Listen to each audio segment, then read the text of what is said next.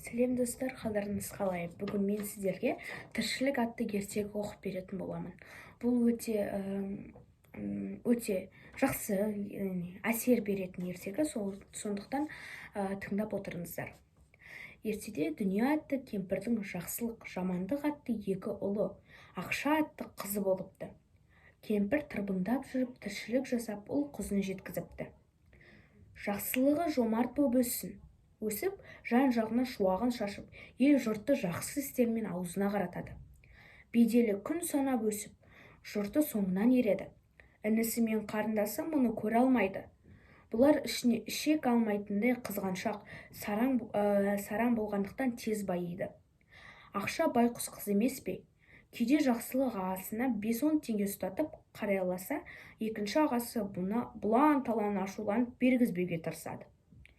Жақсылық ағасы да берген ақшаны көрші қолаңға таратып беріп қарап отырады екен.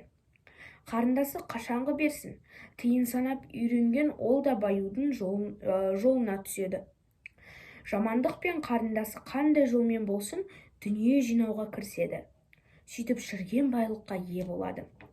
Күндердің күнінде табиғат апаты болып, жер дүниені топан су қаптайды. Жамандық пен ақшағыз байлығының суға бөккенін көріп естері шығады. Қолдарына бір уыс тиын да ұстап қала алмайды. Өздері де суға тұншығып батуға шақ қалады. Жамандық суға бір батып, бір шығып жүріп, бір кеменің жақындап қалғанын байқады. Бұл көмекке келген Нұх пайғамбардың кемесі еді. Кемедегілер жақсылықты іліп алып жөнеп барады екен. Бұл жандармен ағатайлап айқай салады. Қарындасына қараса әлі кетіп, ол да батып барады екен.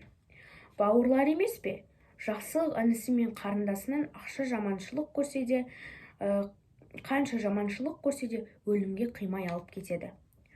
Бүгінде үшеуінің де ұрпағы бар. Бір қызығы, дүние қанша ауысса да, үшеуінен қалған үрім бұтағының мінез құлқы да айна қатесіз сол бабаларындікінде қайталанып келеді.